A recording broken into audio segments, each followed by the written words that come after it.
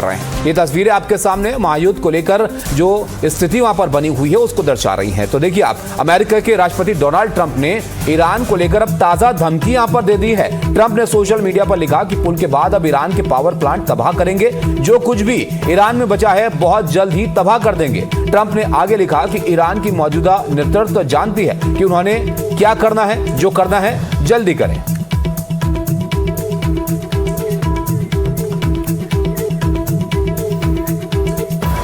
उधर ईरान युद्ध के बीच बहुत बड़ी खबर सामने आ रही है। अमेरिका ने अपने थल सेना प्रमुख जनरल रैंडी जॉर्ज को तुरंत पद से हटा दिया है। जनरल रैंडी जॉर्ज अगस्त 2023 से अमेरिका के थल सेना प्रमुख थे।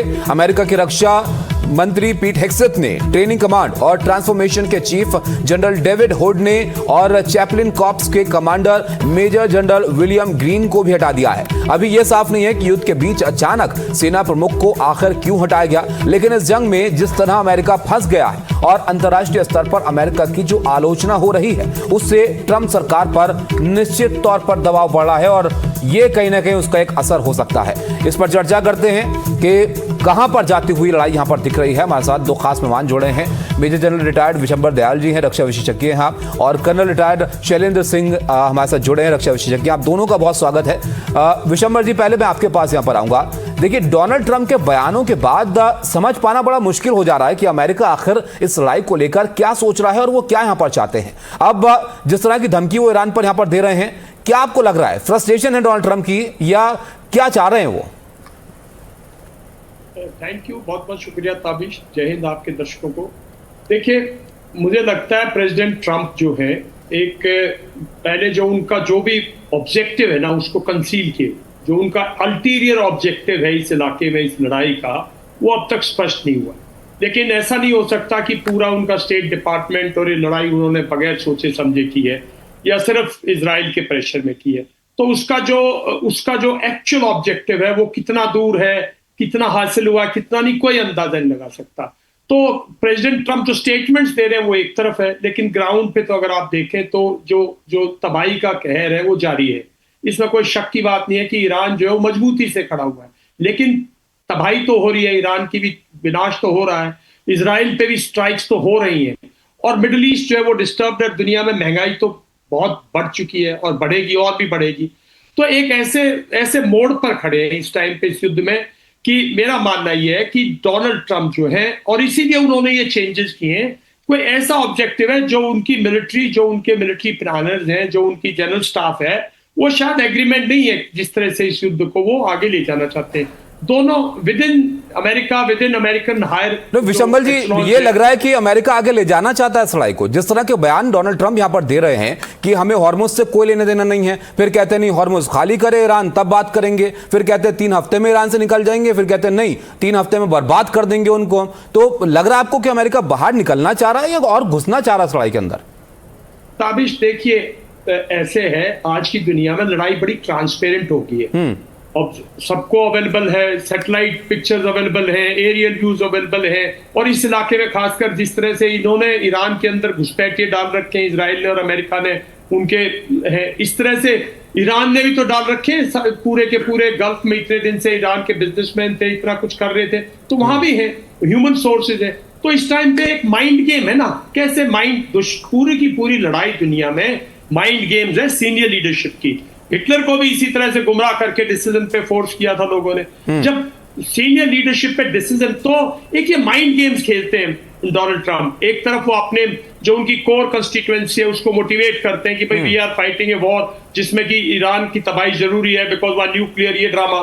ये बिल्कुल सही आप कह रहे हैं विशंबर जी के माइंड गेम होते हैं और वो बहुत मायने रखते हैं इस तरह के हालात में जब लड़ाई अंतहीन होती चली जा रही है, उसका कोई अंत नहीं दिख रहा है। लेकिन शैलेंद्र जी, ये माइंड गेम किसके खिलाफ जा रहे हैं डोनाल्ड ट्रंप के? आप थल सेना प्रमुख को अपनी हटा देते हैं ऐसे वक्त में जब आप टारगेट के लिए धमकियां दे रहे हैं ईरान को, तमाम जो अधिकारी हैं उनको एक के बाद एक आप असंतोष पैदा कर दे रहे हैं। तो ये अमेरिका की स्थिति यहां पर किस तरफ जा रही है? ये अमेरिका के लिए भारी पड़ रही है क्या लड़ाई?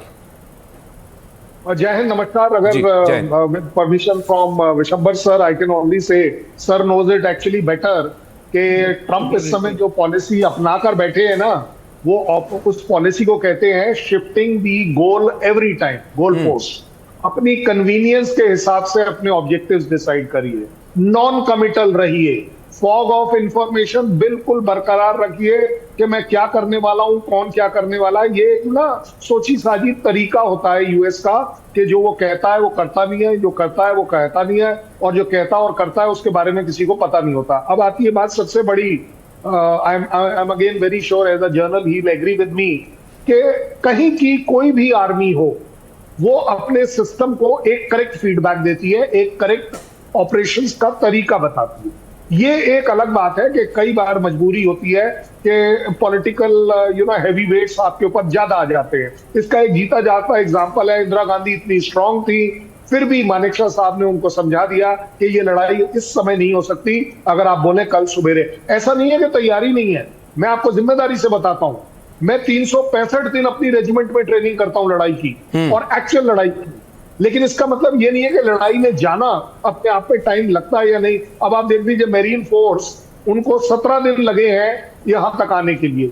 हर एक चीज में टाइम लगता है, हर एक चीज को इवैल्यूएट किया जाता है, और वहां पर हम देख रहे हैं कि वॉर सेक्रेटरी साहब ये 3 ही नहीं, इससे पहले भी अगर आप थोड़ा सा होमवर्क कर चेक करवा लें, 16 ऐसे ऑफिसर्स हैं जिनके साथ उनको रेजिग्नेशन करवाने के लिए ऑर्डर दिया गया। He is not the first one. Chief of staff अपने आप में एक बड़ी इंपॉर्टेंट पोजीशन होती है, लेकिन कोई ऐसा मुल्क जो ये दावा कर रहा है शैलेंद्र जी कि हम भारी पड़ रहे हैं ईरान के ऊपर, हम जो है उनको पाषाण काल में पहुंचा देंगे, उनको इतने बड़े तबादले यहां पर करने पड़ रहे हैं, तो ये किस ओर इशारा कर रहा है? कि ये मजबूती दिखा रहा है अमेरिका की, या ये दिखा रहा है कि आप संभाल नहीं पा रहे हैं अब चीजों को? नहीं, देखिए कहने में क्या हर्ज है, कहने को तो आप इस समय देखिए, इसीलिए मैं कह रहा हूं इसको इंफॉर्मेशन वॉर क्यों बोल रहा हूं, क्योंकि आप कुछ भी कह दीजिए, पोषण काल का मतलब क्या है? देखिए अगर मेरे तरफ से सोचें, पोषण काल का मतलब है आप न्यूक्लियर बॉम्ब लगाएंगे, अदरवाइज कैसे चला जाएगा? आप उस पूरी की पूरी ईरानियन कंट्री को अगर टोटल डिस्ट्रॉय की बात कर रहे हैं तो और क्या करेंगे? मुझे नहीं लगता कि आप वो कर पाएंगे, क्योंकि एज अ आर्मी मैन मैं आपको बता दूं, कितने बॉम्ब लगाएंगे, कितने न्यूक्लियर बॉम्ब लगाएंगे? क्या आपकी अपनी जनता आपको अलाउ कर देगी? आप एक बहुत ज्यादा टैक्टिकल बॉम्ब लगा लोगे, मैं कह रहा हूं एक सुपर टैक्टिकल लगा लोगे, 5 किलो टन के बजाय 50 किलो टन लगा लोगे, आपके पास चाहे 500 किलो टन के हैं, आप लगा पाओगे? और व्हाट डू यू थिंक? आपको लग रहा है कि ये संभावना भी यहाँ पर पैदा हो सकती है? विशंबर जी आपके पास यहाँ पर आऊंगा मैं। देखिए ये चर्चाएं चल रही हैं सोशल मीडिया पर, कहीं पर भी, कि अगर अमेरिका और इजराइल इस लड़ाई में हारते हुए दिखते हैं तो मिसाइल, ये जो लड़ाई है ये न्यूक्लियर हमले तक भी पहुंच सकती है। आपको लगता है कि ऐसी संभावना कहीं भी यहाँ पर दिख रही है, नजर आ रही है, ऐसा हो भी सकता है? अभिष देखिए, जो लड़ाई बिल्कुल इलीगल है, अनलॉफुल है, जो कंप्लीट वायलेशन है यूएन चार्टर का, जो पूरे इलाके की तबाही में है, एक तरह से यहाँ पीस थी, स्टेबिलिटी थी, कुछ भी को, या दुनिया तो अफेक्टेड नहीं थी, आज पूरी दुनिया अफेक्टेड है, तो अमेरिका किसी की परवाह नहीं करता। मुझे तो लगता है कहीं ना कहीं अमेरिका को कोई फर्क नहीं पड़ता। मैं आपको बता रहा हूं, अगर अमेरिका ने कभी फैसला लिया, देखिए पहली बात तो ये, ईरान क्यों लड़ रहा है? क्योंकि ईरान कह रहा है मेरे अस्तित्व को खतरा है। तो ईरान में जो डिफरेंसेस थे, लोगों ने कहा भाई हमारी सरकार के खिलाफ है, हम देश के खिलाफ नहीं है, और लोग एक हो गए, और काफी लोग एक हो गए। कुछ लोग हैं जो सत्ता चाहे वो चुप पड़े होंगे, तो एक देश जो है अपने अस्तित्व के लिए लड़े। और अमेरिका तो अपने वर्चस्व के लिए, जिस दिन लगेगा कि मेरा वर्चस्व ही खत्म हो गया, जिस तरह से सुएज कनाल के बाद ब्रिटेन का वर्चस्व खत्म हो गया। और विशंबर जी, ये इस लड़ाई के अंदर जो 3 मुल्क शामिल हैं, आपने बिल्कुल सही यहां पर कहा कि ईरान जो है वो अपने अस्तित्व के लिए यहां पर लड़ा, अपने, और अमेरिका वर्चस्व के लिए लड़ा है। एक और मुल्क है इजराइल, जो ये दावे करता है कि हम भी अपने अस्तित्व के लिए यहां पर लड़ रहे हैं, हमें बहुत तमाम मुल्कों से खतरा है, और इसलिए जो है हम लड़ाई है अपने बचाव के लिए यहां पर डिफेंड कर रहे हैं अपने आप को। लेकिन यहां पर जो हमले हो रहे हैं उसमें एक और बड़ी खबर यहां पर बता देते हैं। देखिए इजराइल के तेल अवीव पर ईरान ने मिसाइल अटैक कर दिया, और अब जो हमले हो रहे हैं वो इजराइल इधर से करता है, उधर से ईरान यहां पर जवाब दे देता है। अमेरिका धमकियां दे रहा है तीसरी तरफ से, और उन धमकियों से लड़ाई जो है वो फैलती चली जा रही है। अब ये ताजा जानकारी जो आ रही है उसके मुताबिक तेल अवीव को ईरान ने कई मिसाइलों से निशाना बनाया है। ईरान के हमले में तेल अवीव में भारी नुकसान हुआ है। ईरान ने इजराइल के तेल अवीव, पेटाहा, तिकवा, बेनई, बराक का समेत कई इलाकों में ताबड़तोड़ हमला कर दिया है।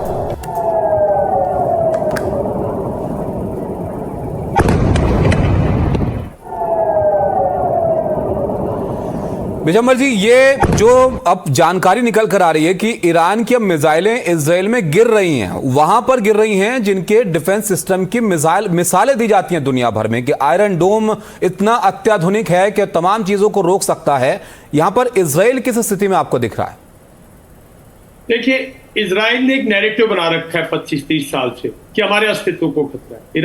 इजराइल के अस्तित्व को कोई खतरा नहीं। पहली बात तो ये एक ड्रामा फसाड है जो इस प्राइम मिनिस्टर बना रखा है नेतन्याहू की महत्वाकांक्षाओं का एक बोझ है दुनिया के ऊपर। यहाँ कोई देखिए 10 जून 2025 से पहले जब ईरान ने ईरान पे अटैक किया था, उससे पहले ईरान ने डायरेक्टली तो कभी उसको वायलेट नहीं किया, डायरेक्टली कभी यहां से मिसाइल नहीं फायर की। ईरान ने अपनी मिसाइल किसी पे फायर नहीं की उससे पहले ना। लेकिन वो कहता है प्रॉक्सी के जरिए ईरान लड़ता है। ईरान हमास को हिजबुल्लाह को फंड करता है जो इजराइल के लिए खतरा पैदा करते हैं। तब प्रॉक्सी तो हमारे यहाँ जो है अमेरिका इन्वॉल्व है। प्रॉक्सी तो अब पाकिस्तान ने प्रॉक्सी शुरू की, अलकायदा शुरू किया, सब कुछ शुरू किया, ये जितनी तंजीमें हैं ये शुरू की। कहां से पैसा? अमेरिका से पैसा। तो प्रॉक्सी तो दुनिया भर में पहले किसने शुरू की? प्रॉक्सी का गढ़ तो पाकिस्तान है। प्रॉक्सी को स्पॉन्सर करने वाला अमेरिका है। वो सीरिया में ईरान लेके गया था प्रॉक्सी को, इराक के अंदर ईरान लेके गया था। इराक और ईरान की खुला युद्ध हुआ था। तो प्रॉक्सी साहब, प्रॉक्सी तालिबान और ये किसकी प्रॉक्सी ने? पूरे अफगानिस्तान को तबाह करने में किसकी प्रॉक्सी थे? ये साहब ये सब कहने की बातें। तो फिर आपको क्या लगता है फिर इस हमले का क्या मतलब है? यहाँ पर ईरान को टारगेट करना, इस लड़ाई के अंदर कूद जाना, इससे क्या हासिल हो रहा है अमेरिका और इजराइल को? देखिए, वही मैं कह रहा हूं। मेरा पहले दिन से मानना यह है कि अमेरिका जो है वो जब तक वापस इकोनॉमिकली और पावरफुल नहीं हो सकता जब तक चाइना को कंटेन ना करे। वेनेजुला से चाइना की एक इन्वेस्टमेंट और चाइना की सप्लाई चेन बंद हो चुकी है।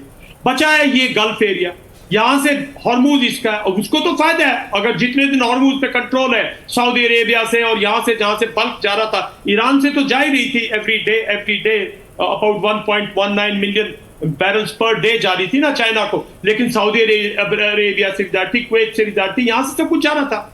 तो वो तो असली लड़ाई तो उसकी है कहीं ना कहीं चाइना को बिल्कुल बैकफुट पे कंटेन करने की और कहीं ना कहीं रशिया को भी आइसोलेट करने की। तो वो अपनी लंबी लड़ाई लड़ रहा है, छोटी लड़ाई नहीं लड़ रहा। तभी वो अपने लोगों को बोलता अभी 2 हफ्ते और लगेंगे, 3 हफ्ते और लगेंगे। ईरान भी इसको खींचना चाहता है ताकि यह हाहाकार मचे। ईरान तो खींचना ही चाहता है, तो लग रहा है शुरुआत से जिस तरह की इजराइल भी खींचना चाहता है, इजराइल भी खींचना चाहता है ताकि वो जो अपना जो उसका लेबनान के अंदर जो उसका ऑब्जेक्टिव है वो हासिल कर लगे। ग्रेटर इजराइल की बात कर रहे हैं, टाइम लगेगा ना। आप ग्रेटर इजराइल की बात कर रहे हैं जिसके इशारे नेतन्याहू यहां पर कर रहे हैं। ये बताइएगा, बहुत महत्वपूर्ण है ये कि इजराइल ईरान अगर इस लड़ाई को खींचना चाहते हैं तो ये किसके हक में जाएगा? अमेरिका के लिए कि भारी हो जाएगा जैसे जैसे वक्त यहां पर गुजरेगा? क्योंकि ये नहीं भूलना चाहिए कि डोनाल्ड ट्रंप जब ये लड़ाई शुरू हुई थी तो वो ऐसे इशारे कर रहे थे कि बहुत जल्द वो इस लड़ाई से बाहर निकल आएंगे। लंबे टिकने के मूड में अमेरिका शुरू से नहीं था। जो उनके वाइस प्रेसिडेंट हैं वो कह रहे थे कि डोनाल्ड ट्रंप नहीं फंसाएंगे सालों साल चलने वाली लड़ाई के अंदर, लेकिन हो ऐसा रहा है कि इसका कोई अंत नहीं दिख रहा है। बहरहाल एक और बड़ी खबर आपको बता दें, हूती ने बैलिस्टिक मिसाइलों से इजराइल पर हमला किया है और यमन से हूती ने तेल अवीव पर यह मिसाइलें दाग दी हैं। हूती के प्रवक्ता ने कहा कि हिजबुल्लाह और ईरान के साथ मिलकर इजराइल पर हमला यहां पर किया गया है। तो अब हूती भी इस लड़ाई के अंदर खुलकर अब सामने आ गया है और इजराइल को यहां पर टारगेट कर रहा है और यमन से ये तेल अवीव पर मिसाइलें दागी गई हैं। तो विशंबर जी, एक और मोर्चा है यहां पर जिससे अब इजराइल को निपटना है और इसको कहा जा रहा है कि तीसरा ये मोर्चा यहां पर खुल गया। एक तरफ हिजबुल्लाह, ईरान और अब हूती। देखिए, हूती जो है वो सिर्फ कभी कभार ये स्ट्राइक कर सकता है। हूती की इतनी कैपेबिलिटी नहीं है, सारी कैपेबिलिटी ईरान के अंदर है और ईरान उसमें खड़ा हुआ। देखिए, मैं जो बात कह रहा था वो बात पे आता हूं मैं कि ये पूरा का पूरा युद्ध जो है कहीं ना कहीं ईरान भी खींच रहा है, इजराइल भी खींच रहा है और अमेरिका जो है वो डिस्ट्रॉय करे जा रहा है ना। ईरान का नुकसान तो हो रहा है, ये तो मानना पड़ेगा ना। और जो बातें हैं ना, जैसे कल शेनेंडर ने कितना ठीक कहा कि ये सारा इंफॉर्मेशन वॉरफेयर में क्लाउडी करने का, ताकि ये पूरा का पूरा जो बातें हैं ना, जो स्टेटमेंट्स हैं, ये कंफ्यूज करने के लिए है, रादर देन कि भाई ये इंफॉर्मेशन वॉरफेयर का पार्ट है कि आपके मंशा कुछ है, इरादे कुछ हैं और बातें कुछ और कर रहे हो, ये उसका पार्ट है। तो हाउती जो है वो हाउतीज और सऊदी अरेबिया का तो बहुत दिन से कन्फ्रंटेशन रही है। हाउतीज तो इन्वॉल्व है बिकॉज वो कहीं ना कहीं वो भी अपने जो वो लेबनान के अंदर एक इंटरनल जो यमन है उसके अंदर इंटरनल डिफरेंसेस भी तो है ना, हाउथीज में भी डिफरेंसेस है, साउदी सदर्न हाउथीज का कुछ और कंसेप्ट है। तो ये दुनिया को तबाह करने का ये कोई एक्सक्यूज नहीं है। दुनिया में जो महंगाई फैल गई, इन्फ्लेशन फैल गई, जो दुनिया के अंदर हाहाकार मच गई और डिस्टर्ब हो गए साहब, देखिए ये हब है ना, ये बात तो मानना पड़ेगा ताबिश, ये हब है दुनिया का, ट्रेड रूट्स का हब है बिल्कुल। और एक और ये विशंबर जी ईरान जानता बहुत अच्छे से, इसलिए यातायात का हब है, इसीलिए जो स्ट्रेट ऑफ हॉर्मुज है उसको तुरुप के इक्के की तरह ईरान यहां पर इस्तेमाल कर रहा है। लेकिन इस लड़ाई की कंक्लूजन को अगर हम देखें कि किसको क्या हासिल यहां पर हो रहा है, ईरान को निश्चित तौर पर बड़ा नुकसान है, उनकी बड़ी लीडरशिप खत्म हो गई है, तबाही मची हुई है वहां पर। इजराइल के लिए बड़ा नुकसान यह है कि वो जो चाह रहे थे वो नहीं हो पाया, ईरान के अंदर अब भी कंट्रोल ईरान का ही है, उस पर किसी तरह से हराने वाली सिचुएशन तो फिलहाल नहीं लग रही है। डोनाल्ड ट्रंप, उनकी छवि को नुकसान हो रहा है, आर्थिक तौर पर बड़ा नुकसान अमेरिका को हो रहा है और लड़ाई में डैमेज वो झेल रहे हैं। तो हासिल किसको क्या हो रहा है यहां पर? अभी लड़ाई जारी है ना, तभी तो जैसे कल शेंडलर का भी ऑब्जेक्टिव्स, तो दुनिया के जो इनके ऑब्जेक्टिव्स हैं वो तभी गोल पोस्ट लगता है शिफ्ट कर रहे हैं, लेकिन अभी ऑब्जेक्टिव तो हासिल नहीं है, तभी लड़ाई जारी है। और तभी बैकडोर चैनल से भी कोशिश है कि भाई लड़ाई को अगर डिफ्यूज करना है तो बैकडोर चैनल, और तभी उन्होंने बोला आप जानो और हरमूज जाने, आप जाने, और उसने ये बाकी कंट्री जो इन्वॉल्व नहीं थी उनको एटलीस्ट डिप्लोमेटिकली तो इन्वॉल्व कर दिया। देखिए नाटो, अगर कोई उम्मीद कर रहा था कि इसमें नाटो कूदेगा, नाटो का चार्टर ये नहीं है कि आप किसी पे जाके अटैक कर दिए, नाटो का बड़ा डिफेंसिव चार्टर है, किसी एक कंट्री पर अटैक होगा तो मिलकर वो उसका जवाब देंगे। साहब यहाँ ईरान तो नाटो कंट्री नहीं है ना, और ये नाटो कंट्रीज नहीं है, इन पे अटैक करने वाला कौन है? एक नाटो का मेंबर है। तो आप अपनी लड़ाई लड़िए। देखिए जो अफगानिस्तान से लोग कंफ्यूज करते हैं, अफगानिस्तान ने साहब जाके अमेरिका के अंदर अलकायदा ने जाके प्रॉपर पूरी की पूरी वर्ल्ड ट्रेड सेंटर डिस्ट्रॉय किया था ना, तो अटैक ऑन अमेरिका था, तो नाटो साथ आया साहब, तो नाटो ने उसके बाद लड़ाई में भाग लिया, जो भी परसेंटेजेस थी। तो ये लड़ाई जो है ये कंप्लीटली अमेरिका और इजराइल की है। Israel instigated, America also looking at higher aim. Venezuela fold कर दिया है, अब अगर ईरान को काबू कर लेते हो, इस ऑयल पे कंट्रोल कर लेते हो, तो आप देखिए ना आप कितनी एनर्जी सोर्सेज पे कंट्रोल करेंगे, सब कुछ आप फ्लक्चुएट करेंगे। लेकिन विशंबर जी लग नहीं रहा है कि कोई भी कंट्रोल इस वक्त मिलता हुआ सलाई के अंदर दिख रहा है, फैलाव ही है। और बिल्कुल सही कहा आपने कि वो जो गोल पोस्ट चेंज बार बार हो रहे हैं, उसकी कहीं ना कहीं शायद वजह यह भी है कि आपने जो टारगेट रखे थे आप कुछ भी अचीव नहीं कर पा रहे। रिजीम चेंज वहां पर हुई नहीं, बड़े बदलाव वहां पर हुए नहीं, मिसाइल आपने क्षमता खत्म की नहीं, वो अभी भी मिसाइलों से हमले ईरान कर रहा है और दबने का तो कोई लग नहीं रहा, कोई इशारा वहां पर मिल रहा है। लेकिन नुकसान की आप बात कर रहे थे, उसके बारे में एक रिपोर्ट जरा दिखाते हैं यहां पर। देखिए इस जंग में अमेरिका को भारी नुकसान उठाना पड़ा है और पश्चिम एशिया में उसके बड़े radar system, missile defence system बर्बाद हुए हैं। अब अमेरिका ने यहां पर अपना बेहद खास एयरक्राफ्ट तैनात कर दिया है। ये जो प्लेन है ये ईरान की आंख यानी उसके कम्युनिकेशन सिस्टम को तबाह कर सकता है। इसके अलावा A-10 फाइटर जेट्स भी तैनात कर दिए गए हैं। वहीं ईरान की मिसाइलें अपनी सेंचुरी लगाने जा रही हैं।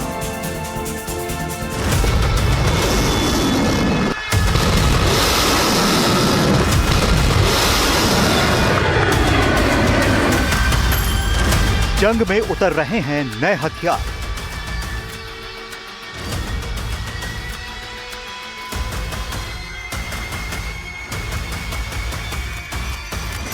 जंग में आ रहे हैं नए विमान।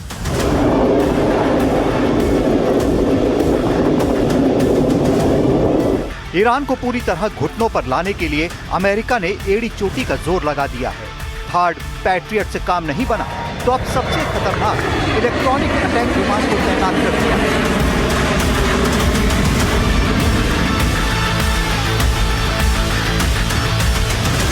तो वहीं ईरान इनका स्वागत मिसाइलों से कर रहा है।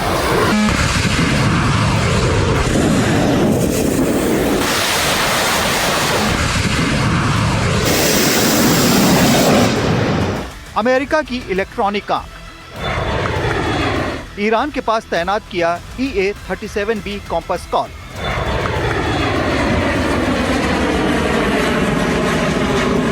यह अमेरिका का एक अनोखा विमान है। इसकी बनावट और काम सबसे अलग है। ईरान में अब इसे उतारा गया है ताकि ईरान के खिलाफ हमलों में मदद मिल सके। इसका नाम है EA-37B कॉम्पस कॉल।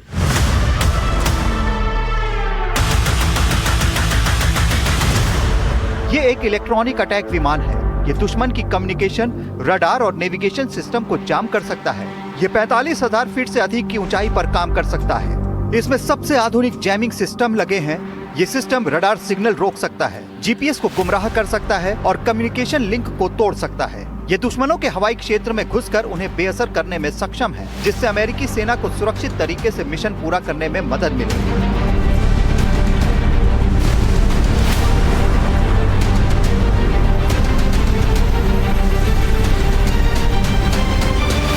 EA-37B में लगे खास एंटीना और कंप्यूटर दुश्मन की रेडियो फ्रीक्वेंसी को पहचान कर उसे जाम कर देते हैं। एक ही प्लेन कई 100 किलोमीटर के दायरे में दुश्मन के इलेक्ट्रॉनिक सिस्टम को प्रभावित कर सकता है। ये प्लेन दुश्मन के क्षेत्र में घुसकर भी काम कर सकता है, लेकिन ज्यादातर सुरक्षित दूरी से ही काम करता है।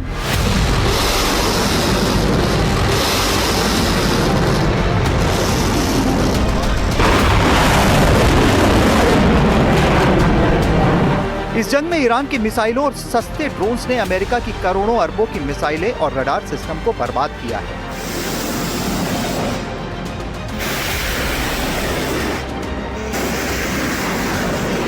थर्ड सिस्टम की तो एक एक मिसाइल 100 करोड़ से ज्यादा की होती है। पश्चिम एशिया में अमेरिका के रडार स्टेशनों को भी नुकसान पहुंचा है। अमेरिका की ओर से EA-37B की तैनाती इस जंग को और भी आधुनिक बना रही है।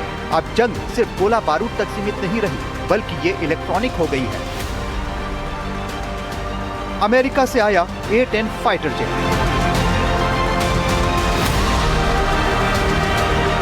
इस जंग में अमेरिका ने अब अपने एक बेहद भरोसेमंद फाइटर जेट को भी उतार दिया है। ये है A-10। कहा जा रहा है कि इस युद्ध में अमेरिका ग्राउंड ऑपरेशन की भी तैयारी कर रहा है और ये A-10 विमान इसमें काफी मदद कर सकता है।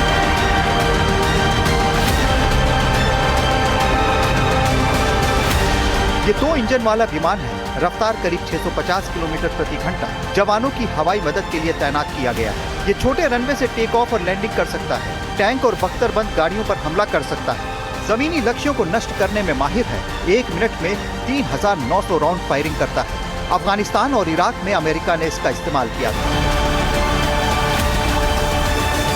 जो मरीन जिस तरह से और एम्फीबियस जो शिप जो तैनाती कर रहा है, इसका सीधा मतलब ये है कि अब ग्राउंड ऑपरेशन करेगा। और इस अगर विमान की खासियत की बात करें तो बहुत इसकी स्पीड जो है बहुत ज़्यादा नहीं होता है।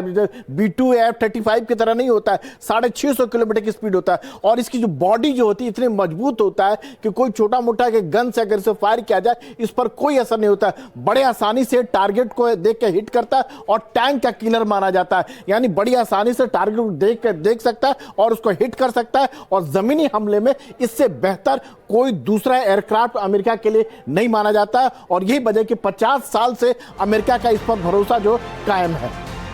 माना जा रहा है कि इस विमान की जरूरत अमेरिका को ईरान में ग्राउंड अटैक में पड़ सकती है। हालांकि ये कहना मुश्किल है कि अमेरिका ग्राउंड अटैक करेगा या नहीं। इस बीच ईरान अमेरिकी ठिकानों और इजराइल पर मिसाइलों और ड्रोन से हमला कर रहा है। ईरान की मिसाइल वर्षा, 89वीं लहर, 100 मिसाइलें चली। मिसाइल वेव की सेंचुरी की बारी।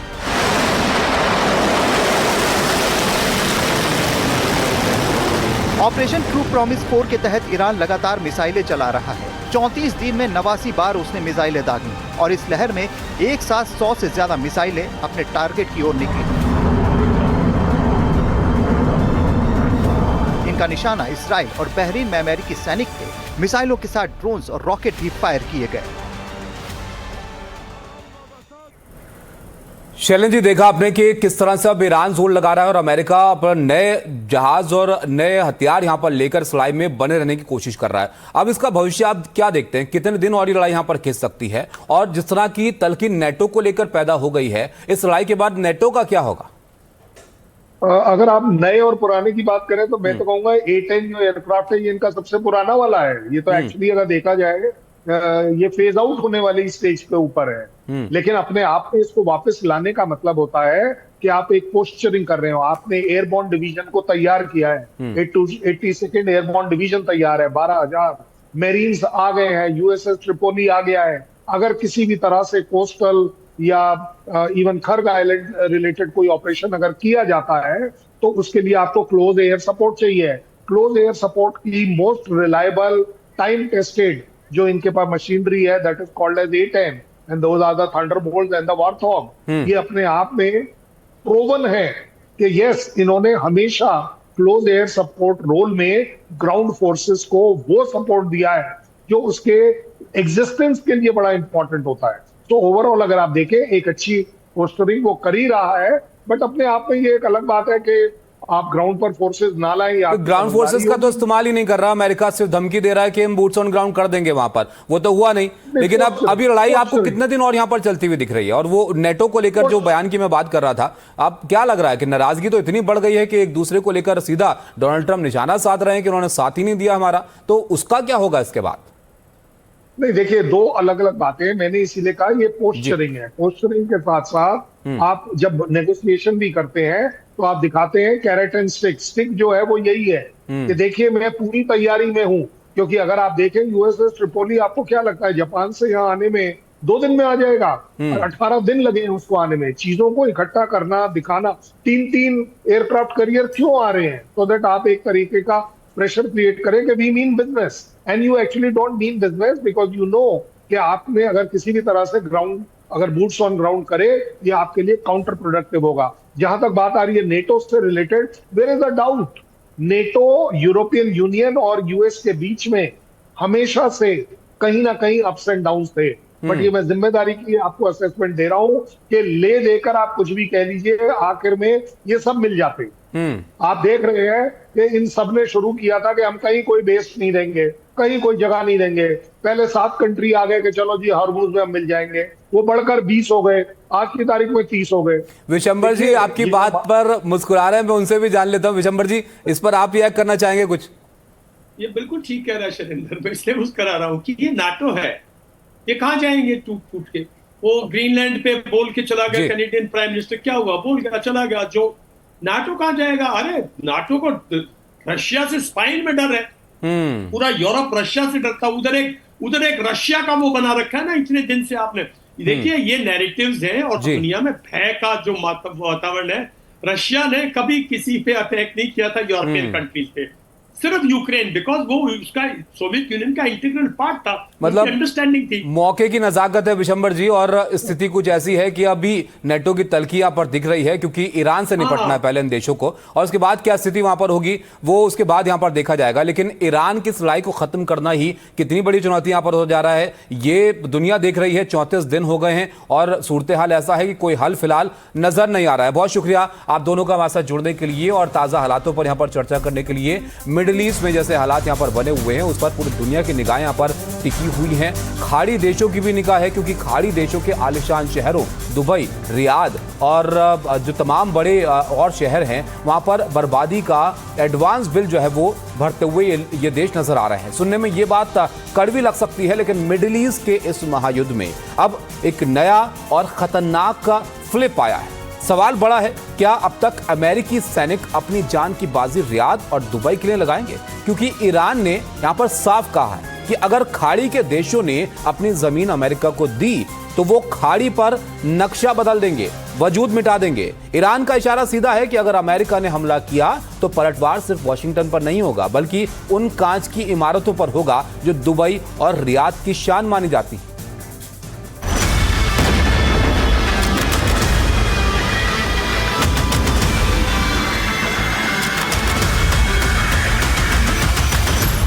Kuwait, Bahrain, UAE, Saudi, Qatar, Oman, Jordan, ये वो खाड़ी मुल्क हैं जो ईरान के प्रतिशोध का ताप झेल रहे हैं। ईरान खाड़ी मुल्कों को जंग से दूर रहने की चेतावनी दे रहा था, क्योंकि ईरान के मुताबिक वो अपने साथी मुल्कों को नुकसान नहीं पहुंचाना चाहता, लेकिन बात अस्तित्व की लड़ाई की है। इसीलिए ईरान कहता है अगर साथी मुल्कों की जमीन पर अमेरिकी ठिकाने रहे तो उन्हें टारगेट किया जाता रहेगा। ईरानी सेना यूएई, कतर, सऊदी अरब, बहरीन और इजराइल पर तब तक बमबारी जारी रखेगी जब तक अमेरिकी आत्मसमर्पण नहीं कर देते। सुपर पावर होने का गुमान छोड़कर अपने हथियार ईरान के आगे नहीं डाल देना। ईरान युद्ध में अब अपने सबसे शक्तिशाली मिसाइलों का इस्तेमाल कर सकता है, जिसमें आवाज की गति से भी तेज चलने वाली हाइपरसोनिक और लेजर मिसाइलें शामिल हैं। क्लस्टर बम और गोला बारूद की हमारी सेना के पास कोई कमी नहीं है। अगर अरब देशों से हमले बंद नहीं हुए तो हमले और तेज और ज्यादा घातक होंगे। दुश्मन के हाथ ईरान के मिसाइल सेंटर्स तक कभी नहीं पहुंच सकते। ज़हमत शमा रा कम मिकोनी।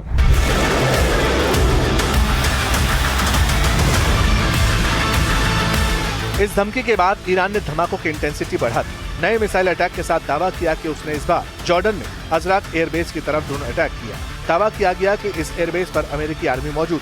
कहा जाता है कि ये जॉर्डन का सबसे अहम स्ट्रेटेजिक कमांड सेंटर है, जिसके जरिए अमेरिका अपने लड़ाकू विमानों और ड्रोन को सर्विलांस के बाद हमले का आदेश जारी करता है। लेकिन सवाल ये है, अमेरिका अब ये जंग क्यों लड़ रहा है? क्या यूएस को खाड़ी मुल्क युद्ध का बिल चुकाएंगे?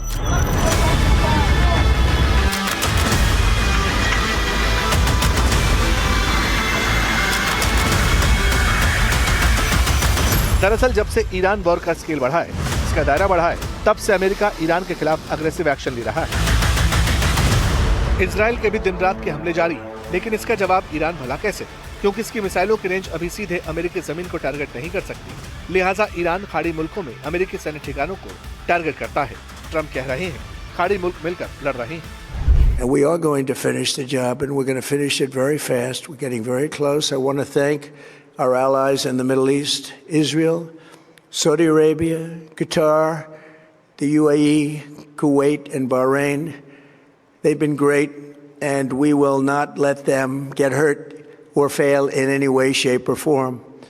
Many Americans have been concerned to see the recent rise in gasoline prices here at home. This short-term increase has been entirely the result of the Iranian regime launching deranged terror attacks against commercial oil tankers in neighboring countries that have nothing to do with the conflict. This is yet more proof that Iran can never be trusted with nuclear weapons.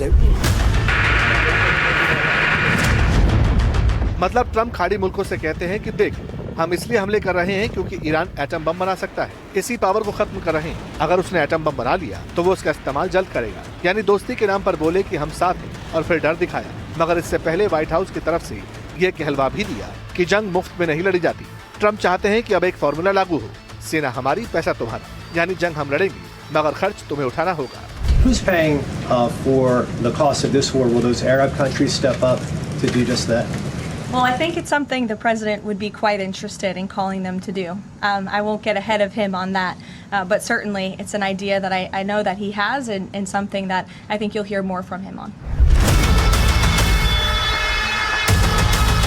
अब ये बात तो clear है कि Trump के दिमाग में युद्ध की कीमत वसूलने का ब्लूप्रिंट तैयार है। लेकिन सवाल है, खाड़ी मुल्कों का सिस्टम क्या कहता है?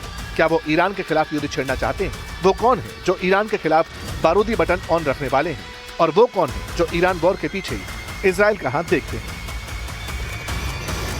दरअसल सऊदी अरब और यूएई इस जंग में अमेरिका के साथ किसी न किसी तरीके से खड़े दिखते हैं। ये मुल्क मानते हैं कि ईरान के फन को कुचलने का यही आखिरी मौका है। उन्हें लगता है कि अगर अमेरिका और इजराइल ने अब स्ट्राइक नहीं की तो फिर देर हो जाएगी। वहीं कतर और ओमान जैसे देश हैं जो न्यूट्रल। कतर तो यहाँ तक कह चुका है कि इजराइल की वजह से जंग हुई।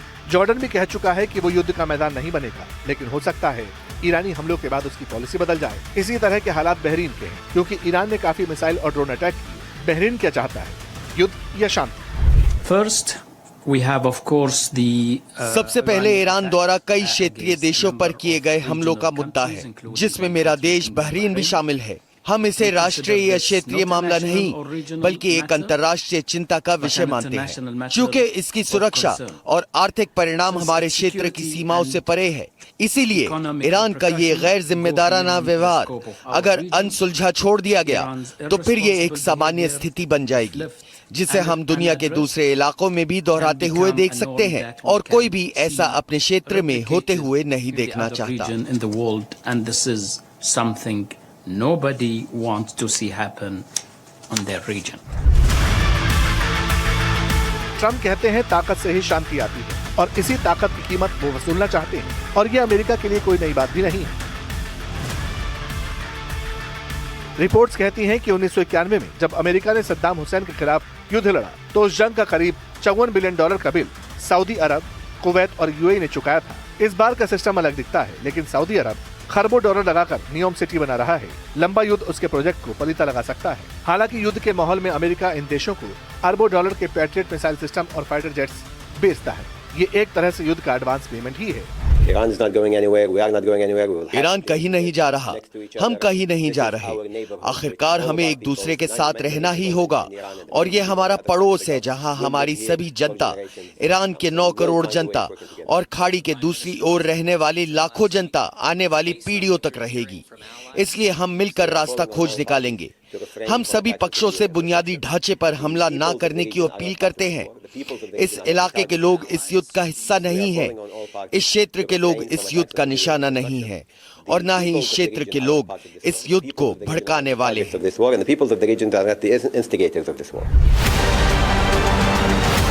लेकिन एक सच ये भी है कि खाड़ी देश अब केवल अमेरिका के पाले में नहीं, उनके रिश्ते अब चीन और रूस से भी मजबूत हैं। वो अब ब्लैंक चेक देने के मूड में नहीं दिखते।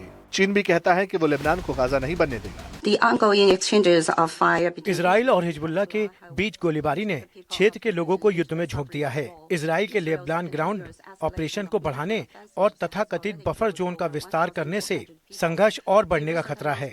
इंटरनेशनल कम्युनिटी को कभी भी गाजा की त्रासदी को दोहराने की इजाजत नहीं देनी चाहिए। इजराइल को लेबनान से अपनी सेनाएं वापस बुला लेनी चाहिए और लेबनान की संप्रभुता, सुरक्षा और क्षेत्रीय अखंडता का सम्मान करना चाहिए। इसका मतलब ये है कि चीन भी इस जंग को काफी करीब से मॉनिटर कर रहा है, लेकिन दूसरी ओर वो ईरान के साथ भी खड़ा नजर आता है, जिससे लगातार तेल ले रहा है। एनडीटीवी की डेटा फाइट टीम के मुताबिक अमेरिकी हमलों और ट्रंप की धमकी के बावजूद ईरान के मुख्य तेल केंद्र खार्क द्वीप से बड़े टैंकर्स में तेल भरा जा रहा है। सैटेलाइट तस्वीरों से खुलासा हुआ कि युद्ध के बीच खार्क में टैंकर्स में लोडिंग सामान्य तरीके से हो रही है। युद्ध से पहले जहां 2 टैंकर लोड हो रहे थे, वो संख्या अब 5 हो चुकी है। यानी ईरान अपने साथियों को तेल भेज रहा है और बाकी देश तेल के लिए मीटिंग कर रहे हैं। जैसे ब्रिटेन में हॉर्मुज रूट खुलवाने को लेकर मीटिंग हुई। खाड़ी मुल्क भी बेचैन दिखाई दी, इसलिए कहते हैं हॉर्मुज खुलना चाहिए। हॉर्मुज स्ट्रेट वास्तव में ईरान और ओमान के आंतरिक जल क्षेत्र में स्थित है, न कि अंतर्राष्ट्रीय जल क्षेत्र में। इसीलिए यहाँ से आवाजाही के संबंध में ईरान और ओमान के हितों को ध्यान में रखना स्वाभाविक है। वर्तमान में हमारे नजरिए से हॉर्मुज स्ट्रेट पूरी तरह से खुला है, लेकिन ये उन देशों के जहाजों के लिए बंद है जो हमारे साथ युद्ध में है, जो कि स्वाभाविक भी है। युद्ध काल में हम अपने शत्रुओं को अपने आंतरिक जल क्षेत्र का उपयोग आवाजाही के लिए करने की इजाजत नहीं दे सकते। खाड़ी मुल्क अच्छी तरह जानते हैं कि उनकी तेल और गैस वाली सप्लाई की नस ईरान ने दबाई हुई है। अगर जंग नहीं रुकती तो फिर पेट्रो डॉलर का सिस्टम खत्म हो जाएगा। तेल के नाम पर राज करने वाले मुल्क जमीन पर आ जाएंगे। यही वजह है कुछ युद्ध का बिल भरने को भी तैयार दिखते हैं, मगर चाहते हैं कि रूट जल्दी खुले ताकि उनकी इकोनॉमी की सांसें चलती रहे।